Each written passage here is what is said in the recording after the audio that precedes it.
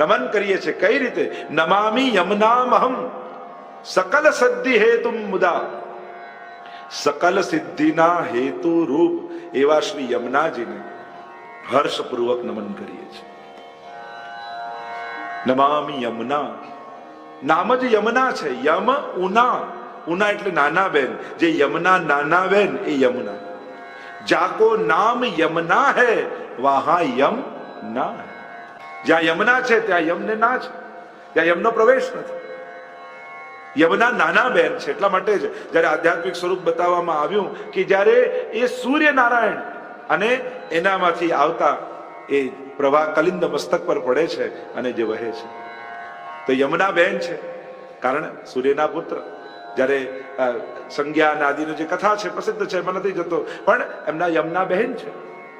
અને એટલા માટે નમામિ યમુનામહમ સકલ સિદ્ધિ હેતુમ મુદા. સકલ સિદ્ધિ, સકલ સિદ્ધિઓ કઈ? આપણે ત્યાં લૌકિક સિદ્ધિઓ નથી, અહીંયા અલૌકિક સિદ્ધિઓ છે. યમુનાજીના તટ પર થતી લીલાઓના દર્શન કરાવે, એ રસનો અનુભવ થાય, સાક્ષાત લીલામાં પ્રવેશ થાય, એવી બધી સિદ્ધિઓ આપણા આચાર્યોએ જણાવી છે કે યમુનાજીની કૃપાથી સાક્ષાત ભગવદ લીલાનું સુખ જીવને મળે છે. અને મળતું હતું એમ નહીં, આજે મળે છે. જ્યારે ભાવપૂર્વક વૈષ્ણવ યમુનાષ્ટકનો પાઠ કરે ત્યારે યમુનાજી પરમ ફળનું દાન કરે. આપણે તો યમુનાજીનું એક જ કામ કરીએ, સ્વભાવ સુધારવા યમુનાષ્ટક કરો. તો સ્વભાવ સુધારવું એ મહત્વનું નથી. જીવ જેવો છે ગમે તેવા સ્વભાવ વાળો કેમ ન હોય, પણ ઠાકોરજી જેના પર કૃપા કરવા ઈચ્છે ને એ જેવો છે એવું અપનાવી લે. એટલે યમુનાજીની વિશેષ કૃપા તો એ છે કે ભગવદ લીલાની પ્રાપ્તિ, ભગવદ લીલાના પ્રગટ નેત્રોથી દર્શન, એ રસનો અનુભવ, આ બધી સિદ્ધિઓ ગુસાઈજી ગણાવે છે. સાક્ષાત તમને આ જ આંખોથી ભગવદ લીલાના દર્શન થાય, આ જ નેત્રોથી. પુષ્ટિ માર્ગ આંખો બંધ કરીને કરવાની ભક્તિ નથી, પુષ્ટિ માર્ગ તો આંખો ખોલીને કરવાની ભક્તિ છે. આ પ્રગટ નૈનન લીલા દિખાવે, નેત્રોથી પ્રગટ લીલાના દર્શન થાય, આ જ આંખે દેખાય. પુષ્ટિ માર્ગ એટલે આ જ ઇન્દ્રિયો દ્વારા ભગવાનનો અનુભવ કરવાનો પ્રકાર. આજ જે ઇન્દ્રિયો ઠાકોરજીએ તમને આપી છે, જ્યારે યમુનાજીની કૃપાથી તનુ નવત્વ યા અલૌકિક સામર્થ્યનું તમને પ્રાપ્ત થાય, સેવા કરતા કરતા, જેમ પ્રભુ તો પારસમણી છે, નિત્ય જે સેવા કરે છે, નિત્ય જે ઠાકોરજીનો સ્પર્શ કરે છે, તો પ્રભુના સ્પર્શ માત્રથી, યમુનાજીના સ્મરણ માત્રથી, મહાપ્રભુજીના સાનિધ્ય માત્રથી તમને અલૌકિક દેહની પ્રાપ્તિ થઈ જાય છે. આ જ દેહ ભગવત કૃપાથી અલૌકિક થઈ જાય અને આ જ આંખે ભગવદ લીલાના દર્શન થાય, આ જ કાને ઠાકોરજીની વેણું સંભળાય, આ જ હાથે એનો સ્પર્શ થાય. એટલે પુષ્ટિ માર્ગ એટલે આ ભૂતલનો માર્ગ અને આ જ ઇન્દ્રિયો દ્વારા ઠાકોરજીને અનુભવવાનો માર્ગ. એટલે કોઈ એમ કે આપણે ધ્યાન કરીને, કોઈ કે આ કરીને, કોઈ કે પેલું કરીને, એ બધી જ્યોતિઓ જેને જોવી હોય જોવે. આપણે તો આ જ આંખોથી મારા લાલનને જોવા છે, મારે તો એને સાંભળવા છે, મારે તો એને ખોળામાં લેવા છે. આ કૃપા પુષ્ટિ માર્ગની કૃપા છે. તો નમામિ યમુનામહમ સકલ સિદ્ધિ હેતુમ મુદા. સકલ સિદ્ધિના હેતુ રૂપ શ્રી યમુનાજીને હું હર્ષપૂર્વક નમન કરું છું. રડતા રડતા ઠાકોરજી આગળ ના જવાય. આપણે ત્યાં તો પ્રસન્નતાથી પ્રભુ સન્મુખ જવું. મુદા ઠાકોરજી પાસે જ્યારે પણ જઈએ પ્રસન્ન ચિત્તે જવું અને હૃદયમાં ઉત્તમ ભાવોને ધારણ કરીને જવું. ક્યારે પણ હીન ભાવ મનમાં રાખી પ્રભુ આગળ નહીં જવું. ઠાકોરજી આમ કરશે કે નહીં, આવું થયું નથી, મારું આમ કામ થશે કે નહીં, પેલું આમ નહીં. કોઈ પણ લૌકિક વિચાર બને તો પ્રભુ સન્મુખ જાઓ ત્યારે મનમાં ન હોવો જોઈએ. ઠાકોરજી પાસે એટલું જ માંગજો કે સંસારમાં તો 24 કલાક લૌકિક જ વિચારું છું, કમથી કમ પ્રભુ એવી તો કૃપા કરો કે અડધો કલાક આપની સામે હોઉં ત્યારે મનમાં કોઈ લૌકિક વિચાર ના આવે.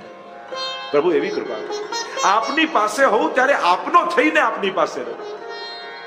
વૃત્રાસુરે પ્રભુ મમોત્તમ શ્લોક જનેસુ સખ્યમ સંસાર ચક્રે ભ્રમતસ્વ કર્મભી તન્માયાત્માત્મજદાર ગેહે સ્વાસક્ત ચિત્તસ્ય નનાથ ભૂયાત.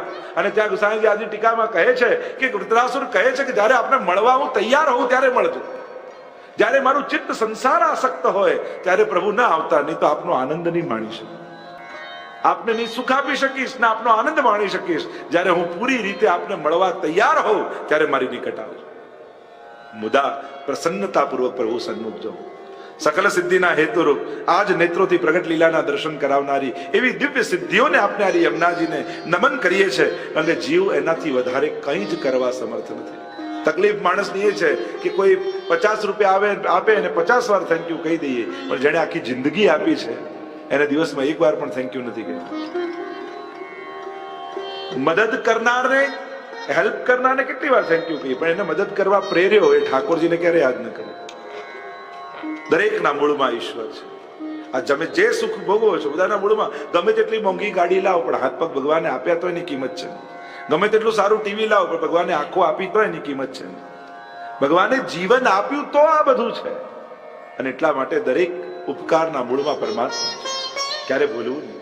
અને એટલા માટે નમામિ. બીજું કઈ ન કરી શકો તો રોજ વંદન કરો ઠાકોર. વંદો શ્રી વિઠ્ઠલ વર સુંદર નવ ઘનશ્યામ તમાલ.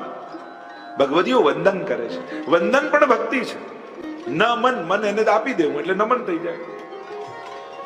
રોજ ઠાકોરજીને દંડવત કરો. જેના ઘરે ઠાકોરજી બિરાજતા હોય કમથી કમ આટલો તો સંકલ્પ બધા જ કરે. ભાઈઓ કહેતા અમારે ત્યાં તો થાય, કોણ કરે કે ઘરવાળા. અને એટલા માટે ઠાકોરજી સખાઓની રાહ જોઈને બેઠા હોય છે કે આ ગોપીઓ તો ઘેરી રાખે છે પણ સખાઓ આવે તો હું કઈક સુંદર લીલાઓ કરું. અને એટલા માટે અમારા સખાઓ પણ દૂર નહીં રહેવું.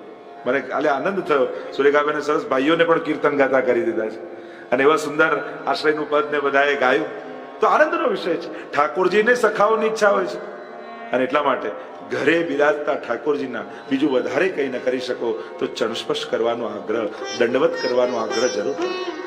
અમે તો ઓફિસ જઈએ ત્યાં સુધી ઠાકોરજી જાગ્યા નથી હોતા, વાંધો નહીં. સૈયા મંદિર પાસેથી તમારે જારીજી વડા કરી લેવા, નવા ભરવા, સિંહાસન પાસે પધરાઈ સિંહાસનને દંડવત કરીને પછી જવું તો તમારી જારીજીની સેવા આપમેળે આવી જાય. આપણે દૂર દૂર બેઠકજીઓમાં જારી ભરવા જઈએ પણ ઘરે બિરાજતા ઠાકોરજીની જારી ના ભરી, એનું પણ એ જ ફળ છે. ઘણી વાર લોકોને એવું હોય કે દૂર હોય ને ત્યાં ભગવાન મોટા હોય. લોકો આમ બદ્રીનાથ જાય ને હિમાલય પર ચડે ને ત્યાં એમ લાગે અહીંયા ભગવાન મોટા. આટલી તકલીફથી આવ્યા ને આપણે અને ઘરે સરળતાથી મળ્યા છે તો કે ભગવાન ના. અને એટલા માટે જો મહાપ્રભુજી પધરાવ્યા અને ઘરે આવો લાભ મળ્યો છે તો શા માટે વંચિત રહેવું આપણે? એ સુખનો એ આનંદ કેમ નહીં માણવો? અને જેટલું પ્રભુ નિકટ જશો એટલું તમારું સૌભાગ્ય ખીલતું જશે. કારણ કે સૌભાગ્યના દાતા ઠાકોરજી છે. તમે ગમે તેટલો પરિશ્રમ કરો, ગમે તેટલો સારો પતંગ લાવો પણ પવન જ ન હોય તો ચડે? હાથ દુખી જાય પણ ના ચડે. પણ સારો પવન આવે તો ફાટેલાય ચડી જાય. તો ઠાકોરજીની કૃપા આવે ને તો આપણા જેવા ફાટેલાય પતંગો ચડી જાય. અને એટલા માટે પ્રભુનો આશ્રય, પ્રભુની સન્મુખતા છોડવી. મહાપ્રભુજીએ છેલ્લે જયારે લીલામાં પધારતા હતા ત્યારે શિક્ષા શ્લોકી બધાએ વાંચવા જેવી છે. સ્પષ્ટ આજ્ઞા કરી, યદા બહિર્મુખાયુયમ ભવિષ્યત કથંચન તદા કાલ પ્રવાહસ્તા દેહ ચિત્તાદયો. જો તમે બહિર્મુખ થયા તો આ કાલના પ્રવાહમાં વહી જશો. તમને કોઈ નહીં રોકી શકે, કોઈ બચાવી નહીં શકે. ઘણો ઠાકોરજી પધરાવી તો ડર લાગે, અપરાધ થાય. અરે ઠાકોરજી નથી ત્યાં સુધી ડરવાનું છે. ઘરમાં બચાવનારો આવી ગયો હવે ડરશે નો. જેના ઘરમાં બચાવનારો નથી એને ભયભીત રહેવાનું, પણ જેને બચાવનારો ઘરમાં આવી ગયો હવે ક્યાંથી ડરવાનું? પ્રભુ સાથે નથી ત્યાં સુધી જ ભય છે.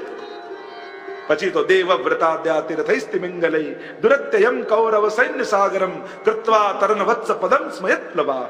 10મા સ્કંદ में परीक्षित महाराज कहते हैं कि વાછડાનું પગલું ડખાડો પડે અને માણસ ઓળંગી જાય એ રીતે અમારા પૂર્વજો આ ન તરી શકાય એવા કૌરવ સૈન્ય સાગરને તરી ગયા. ઠાકોરજી બિરાજતા હશે ને બધું સરળ અને સુગમ થઈ જશે. પણ પ્રભુ નહીં હોય તો તમને બચાવશે કોણ?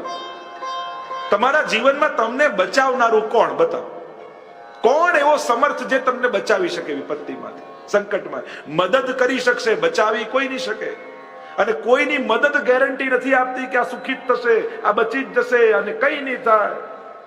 એ કોઈની મદદ એટલે સાથ આપી શકે કોઈ? બચાવનારો કેવલ ને કેવલ ઠાકોરજી છે. અને જેના ઘરમાં બચાવનારો જ નહીં હોય એ નૌકાનું શું થશે? એક કાણું પડે નાવમાં તોય ડૂબી જાય. આપણી અંદર તો 10-10 છિદ્રો લઈને ફરીએ છીએ, તો ડૂબવાની કેટલી સંભાવનાઓ છે. અને એટલા માટે વૈષ્ણવે સાવધાન રહે. પ્રભુ આપણો આનંદ છે, આપણો આધાર છે. નમામિ યમનામહં સકલ સિદ્ધિ હેતુમ મુદા મુરારી પદ પંકજ સ્ફુરદ મંદરેણુત્કટામ. મુરારી એટલે ઠાકોરજી, મૂરના અરી, પદ એટલે ચરણ, પંકજ એટલે કમલ, સ્ફુરદ અમંદ રેણુ ઉત્કટામ. જ્યાં જલ કરતા પણ રજ અધિક છે એવા શ્રી યમુનાજી. એ યમુનાજીના પ્રવાહમાં ભલે જલના દર્શન ન થાય પણ તટમાં પણ દંડવત કરીને આવો તો યમુનાજીને દંડવત બરાબર છે. એ રજમાં પણ યમુનાજી બિરાજમાન છે. અને જ્યાં જલ કરતા પણ રજ અધિક, અને રજ પણ સાધારણ નથી. સાક્ષાત ઠાકોરજી, ગોપીજનો, ગાયો આ બધાની રજ એમાં બિરાજમાન છે. એટલે રજ પણ દિવ્ય છે. પણ કોની રજ છે? કે મુરારી પ્રભુ. કે જયારે ભૌમાસુરે 16,000 કન્યાઓને કેદ કરી રાખી અને છોડાવવા માટે ભગવાનને વિનંતી કરી, ભગવાન ગરુડ પર સવાર થઈને પધાર્યા, ત્યારે ભૌમાસુરનો કિલ્લો જલમાં હતો અને મૂર નામનો દૈત્યની રક્ષા કરતો. ભગવાને મૂરને માર્યો અને ભગવાનનું નામ પડ્યું મુરારી. એટલે કે ભક્ત અને ભગવાનની વચ્ચે જે પ્રતિબંધ છે એની નિવૃત્ત કરનારા એ મુરારી ઠાકોર છે. એ મુરારી ભગવાન છે અને એમની ચરણ રજ છે. એટલે કે એ રજ તમે ગ્રહણ કરો તો તમારા જીવનમાં પણ ભગવાનને મળવામાં જે કાંઈ પ્રતિબંધ આવે છે એ આ રજ માત્રથી નિવૃત્ત થઈ જાય છે. એ રજનો સ્પર્શ કરો, ગ્રહણ કરો કે મસ્તકે લગાડો, એ રજનો સ્પર્શમાં અરે ચિંતન કરો. ચિંતા સંતા નહંતારો યત પાદાંબુજ રેણવઃ. એ રજનું ખાલી સ્મરણ કરી લે જીવ તો પણ એનું કલ્યાણ છે. મુરારી પદ પંકજ સ્ફુરત અમંદ રેણુ ઉત્કટા. જલ કરતા પણ ત્યાં રજ અધિક છે એવા શ્રી યમુનાજી કેવા છે? તટસ્થ નવકાનન. માન ભાવ વાળા અને દૈન્ય ભાવ વાળા બંને ગોપીજનો દ્વારા યમુનાજી સેવિત છે. બે પ્રકારના ગોપીજનો છે.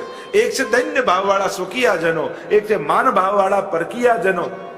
પણ યમુનાજી એવા છે ને, જ્યારે બંનેને મનોરથ પૂરો કરવો હોય અને ઠાકોરજી એમના મનોરથ પૂરો ન કરતા હોય ત્યારે યમુનાજીનો આશ્રય કરે. યમુનાજી સ્વકીયા ગોપીજનો દૈન્ય ભાવવાળાનો પણ સ્વીકાર કરાવે અને માન ભાવવાળા જે ગોપીજનો હોય અને માન ધરીને બેઠા હોય ત્યારે યમુનાજી ઠાકોરજી પાસે જઈ અને સુંદર રસ વાર્તાઓ કરે અને ગોપીજનો પાસે જઈ અને પ્રભુની દિવ્ય લીલા અને સ્વભાવના સુંદર વર્ણનો કરે અને બંનેમાં પ્રેમ જગાવી અને બંનેનો મેળાપ કરાવે. એવા શ્રી યમુનાજી સુર અને અસુર દ્વારા પૂજે.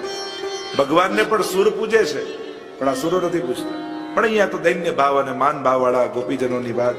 સ્મરપિતુ શ્રીયમ બિભ્રતિમ. કેવા છે યમુનાજી? કેવી શોભા વાળા છે? સ્મર એટલે કામદેવ અને એના પિતા એટલે શ્રી કૃષ્ણ. કૃષ્ણ ચરિત્રમાં આવે છે કે ભગવાનના પુત્ર થયા પ્રદ્યુમ્નજી, અને પ્રદ્યુમ્નજી એ સાક્ષાત કામદેવનો અવતાર હતા.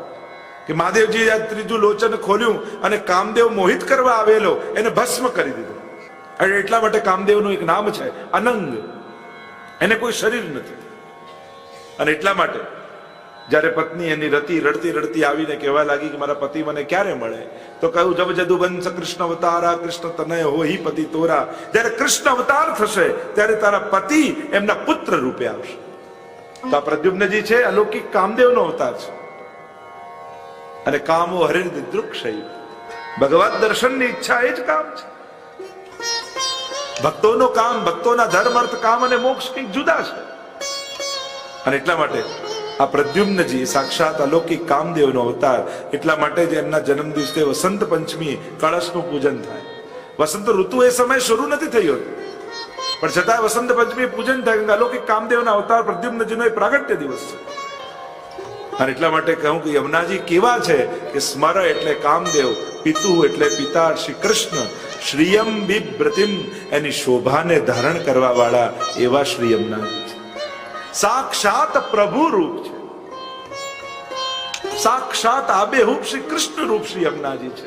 કૃષ્ણામ કૃષ્ણ સમામ કૃષ્ણ રૂપામ કૃષ્ણ રસાત્મિકા કૃષ્ણ સંબંધ કારિણી. આપણે ત્યાં યમુનાજીના જયારે પદોની સ્તોત્રોની વાત આવી, સાક્ષાત કૃષ્ણ રૂપ, આબેહૂબ કૃષ્ણ રૂપ છે. એટલે કહેવાય કે એકવાર લીલામાં સખી મળી અને કહેવા લાગી કે આજે તો મને યમુનાજી મળ્યા. કે તને કઈ રીતે ખબર પડી યમુનાજી? કે એટલી બધી, પહેલા તો એમ લાગ્યું શ્રી કૃષ્ણ છે પણ એટલી બધી કૃપા કરવા લાગ્યા કે ત્યારે સમજાયું કે કૃષ્ણ આટલી કૃપા ન કરે, આ તો યમુનાજી જ લાગે છે. સાક્ષાત પ્રભુ રૂપ. અને એટલા માટે શ્રીયમ બિભ્રતિમ એવી શોભાને ધારણ કરવાવાળા યમુનાજી એમ કહેતા બીજું શ્લોક ગાન કરતા કહ્યું, કલિંદ ગિરી મસ્તકે પતદ મંદ પૂરોજ્વલા. કલિંદ ગિરી મસ્તકે, સૂર્યથી કલિંદ પર્વત પર પધારે છે અને કલિંદ પર્વત પરથી જે યમુનાજી આદુ ભૌતિક સ્વરૂપ છે, જલપ્રવાહ સ્વરૂપે, એ કઈ રીતે ક્યાંથી પધારે છે? આપણે ત્યાં તો સાક્ષાત નારાયણના હૃદય પ્રદેશમાંથી પધારે, નારાયણના હૃદય રૂપી સૂર્યમાંથી પ્રગટ છે. ત્યાંથી પધારી કલિંદના ગિરી મસ્તકે. અને તે યમુનાજીનું એક નામ કાલિંદી પણ છે, કારણ કે કલિયુગના દોષોનું ખંડન કરવા વાળા યમુનાજી છે. કલીનો દોષ એટલે બહિર્મુખતા, કલીનો દોષ એટલે આસુરાવેશ, કલીનો દોષ એટલે સંશય. જોજો, ખરાબ કામ કરતા હશો ત્યારે જરાય શંકા તમને નહીં હોય, કંઈક સારું કરશો તો 100 શંકાઓ મનમાં આવી જશે. સારું કામ માણસ શંકાઓથી કરે છે, ખરાબ કામ કોન્ફિડન્સથી કરે છે. આ કલયુગનું લક્ષણ. એટલે આપણે નક્કી હોય કે પાઠ તો સવારે 9 થી 10 જ કરવા, અને ક્રોધ 24 કલાક કરવાનો, લોભ 24 કલાક કરવાનો. પણ પાઠ અને સેવા બધું 1 કલાક 2 કલાક બાંધી રાખી. સત્કાર્યો માટે માણસ સમયમાં બાંધી રાખે છે, અને દુષ્કૃત્યો માટે પ્રત્યેક ક્ષણ એનું સ્વાગત કરવા તૈયાર હોય છે. પુણ્ય કરવામાં કંટાળો આવે છે માણસને, પાપ કરવામાં મજા આવે છે. આ કલીના દોષો છે, આ બધા આ કલિયુગનો પ્રભાવ છે. અને જ્યાં કલી આવે છે ત્યાં ક્લેશ આવે છે. દેવા કલિંદ ગિરી મસ્તકે પતદ મંદ પૂરોજ્વલા, ત્યાંથી પડતા ઉજ્જવલા છે શ્યામ. પણ એક શિલા પરથી બીજી શિલા પર પડે તો ફીણ જેવું પ્રગટ થાય, તો સફેદી લાગે, તો ઉજ્જવલ યમુનાજી લાગે છે. વિલાસ ગમનોલ્લસત, વિલાસ પૂર્વક ગતિ કરતા, પ્રકટ ગંડ શૈલોન્નતા, અને એક શિલા પરથી બીજી શિલા ઉપર કૂદતા, સઘોષ ગતિ દંતુરા, અવાજ પૂર્વક ગતિ કરતા, અવાજની સાથે ગતિ કરે છે. માનો પિયને મળવા માટે વ્રજમાં જવું છે, એટલે ગીત ગાતા ગાતા આગળ શીઘ્રતાથી જાય. સમધિ રૂઢ દોલોત્તમા, માનો કોઈ ઉત્તમ, બે અર્થ કર્યા દોલોત્તમાના, કોઈ ઉત્તમ ઝૂલામાં ના બિરાજ્યા હોય. પેલું એક શિલા પરથી બીજી શિલા, બીજી શિલા પરથી ત્રીજી શિલા, આમ કરીને પ્રવાસ જતો હોય તો એમ લાગે કે કોઈ સખી રૂપ યમુનાજી કોઈ ઉત્તમ ઝૂલામાં બિરાજમાન થઈ અને ઝૂલી રહ્યા હોય, એવા દર્શન મહાપ્રભુજી. યા બીજો ભાવ એક એ બતાવ્યો, માનો નવ દુલ્હની આઈ ગવન. 41 પદમાં કહીએ ને કે યમુનાજી કેવા લાગે છે, માનો નવ દુલ્હનીનું આણું થઈ રહ્યું છે, ગોનું થઈ રહ્યું છે, અને પતિના ઘરે જઈ રહી છે. તો યમુનાજી દોલોત્તમાનો એક અર્થ કર્યો, માનો કોઈ ડોલીમાં બિરાજ્યા હોય, કોઈ કન્યા ડોલીમાં બિરાજી અને જતી હોય પતિને ત્યાં, અને ત્યારે એના મનમાં જે ઉમળકા હોય એવો ઉમળકો યમુનાજીના મનમાં દેખાઈ રહ્યો છે, એમના પ્રવાહમાં દેખાઈ રહ્યો છે. કારણ કે શીઘ્રતાથી આવે, પણ વ્રજમાં આવે એટલે શાંત થઈ જાય. પ્રભુને મળવાની તત્પરતા છે એ પ્રવાહમાં દેખાય કે જલ્દી વ્રજ પહોંચી જાઓ. અને વ્રજમાં ગયા પછી પતિનો મેળાપ થયો એટલે યમુનાજી શાંત થઈ ગયા. એ તો જાણે નવ વધુ છે, માનો નવ દુલ્હની આઈ, તું તો ઠાકોરની ઠકરાણી, શ્રી યમને મહારાણી. ભક્તો કહે, માનો કોઈ ઉત્તમ ઝૂલામાં બિરાજ્યા હોય, યા પછી કોઈ ઉત્તમ ડોલીમાં બિરાજ્યા હોય, અને માનો નવ દુલ્હની આઈ ગવને, જાણે કોઈ ડોલીમાં બેસીને કોઈનું આણું ગવનું થતું હોય, એમ યમુનાજી જ્યારે એક શિલા પરથી બીજી શિલા પર જે પ્રવાહ કરે છે, ત્યારે ઠાકોરજીને મળવાની ઉતાવળથી વ્રત તરફ ભાગે છે, અને વ્રજમાં આવીને યમુનાજી શાંત થઈ જાય છે. વ્રજમાં પણ યમુનાજીનો પ્રવાહ છે. દરેક ઘાટ ઉપર એની મહત્તા છે. વિશ્રામ ઘાટે કોઈ વિશેષ ફળ, ઠકરાણી ઘાટે કોઈ વિશેષ ફળ. આપણે ત્યાં ગોકુલમાં ભક્તિ ગોકુલ તે પ્રગટી. દેખો, ભક્તિના પ્રાગટ્યનું ભાગવતજીમાં જેમ આવ્યું, ઉત્પન્ના દ્રવિડે સાહમ બુદ્ધિમ કર્ણાટકે ગતા, ક્વચિત ક્વચિત મહારાષ્ટ્રે ગુર્જરે જણતામ ગતા. એ તો મર્યાદા ભક્તિ છે. પુષ્ટિ ભક્તિ તો ગોકુલ તે પ્રગટી. અરે એ ગોકુલમાં શ્રી યમુનાજીનો વિશેષ મહાત્મ્ય છે. આપણે ત્યાં યમુનાષ્ટકમાં આગળ આવશે વિશુદ્ધ મથુરા તટે. વિશુદ્ધ મથુરા તટે વહન છે, પણ જ્યારે પૂજન, જ્યારે યાત્રાનો પણ સંકલ્પ કરીએ છીએ, ત્યારે મથુરાજીમાં યમુનાજી હાથમાં લઈને સંકલ્પ કરીએ છીએ. કારણ કે વ્રજની દેવી શ્રી યમુનાજી છે. ત્યાં દેવી રૂપે પણ છે, ત્યાં ગિરિરાજજી દેવતા રૂપે પણ છે. પણ એ જ યમુનાજી અને ગિરિરાજજી વૈષ્ણવના ઘરે બિરાજતા હોય છે, ત્યારે પૂજા નથી થતી, ત્યારે તો સેવા જ થાય છે. તમે વ્રજમાં જાઓ છો ત્યારે પૂજા કરો છો, અને ઘરમાં પધરાવો છો ત્યારે સેવા કરો છો. કારણ ત્યાં એ તીર્થના દેવી રૂપે યમુનાજી વિરાજમાન છે, અને જ્યાં સુધી યમુનાજી કૃપા ન કરે ત્યાં સુધી એમની આજ્ઞા લીધા વગર વ્રજમાં પ્રવેશ નથી. અને એટલા માટે મથુરામાં જ કરીને પછી વ્રજમાં, કારણ મથુરા વ્રજમાં નથી આવતું. તમે ત્યાં આજ્ઞા લઈ અને પછી વ્રજમાં પ્રવેશ કરો છો. કારણ કે વ્રજમાં તો લગે જો વૃંદાવન કો રંગ, સ્ત્રી ભાવ પ્રગટ હોય પલ में और पुम भाव હોય ભંગ. વ્રજમાં તો વ્રજ ગોપીઓની જ મહત્તા છે અને એ ગોપીઓ બનવા માટે વ્રજાંગના બનવું જરૂરી છે અને વ્રજાંગના બનવા માટે વ્રજાના અંગરૂપ થવું જરૂરી છે. અને એટલા માટે યમુનાજીનો પાન થાય ત્યારે એ જીવ વ્રજાંગના બને છે અને પછી વ્રજમાં એનો અધિકાર થાય છે. જેમ ચીરહરણ પ્રસંગે ગોપીજનો વ્રજાંગના બન્યા અને પછી રાસમાં એમનો સ્વીકાર થયો, એમ યાત્રામાં જતા પહેલા, વ્રજનો અનુભવ કરવા જતા પહેલા, કારણ કે વ્રજ લીલામાં પ્રવેશ કરો છો તમે, વ્રજ યાત્રામાં નથી જતા. ત્યાં ક્ષણે ક્ષણે સ્થળે સ્થળે પ્રભુની લીલાઓ થઈ રહી છે. અને એટલા માટે યમુનાજી જોડે સંબંધ કરવો પહેલો નિતાંત આવશ્યક હોય છે.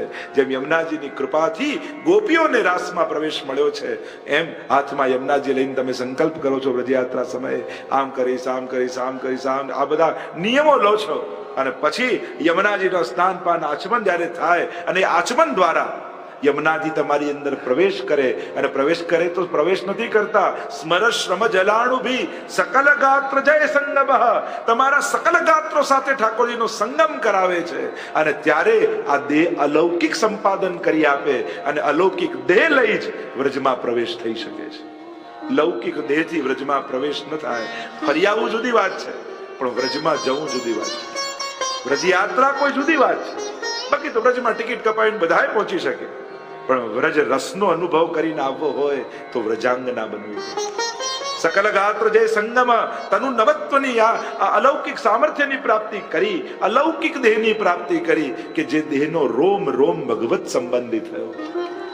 અને ઠાકોરજી રાસમાં જયારે પધરાવે શ્રમજલ અને પાન કરો ત્યારે સકલ ગાત્રો સાથે તમારો સંગમ થાય છે યમુનાજીના પાન માત્ર. આપણે ત્યાં તો યમુનાજીનું પાન કરાવો એટલે કોઈ વૈષ્ણવને વ્રજયાત્રા કરાયાનું પુણ્ય બરાબર છે. કારણ કે આખો વ્રજનો રસ એ યમુનાજી છે. અને કોઈને તમે યમુના પાન કરાવ્યા તો એનું પુણ્ય શું કે તમે એને જાણે આખા વ્રજનો રસ ચખાડ્યો છે. એને વ્રજયાત્રા કરાયાના પુણ્ય બરાબર છે.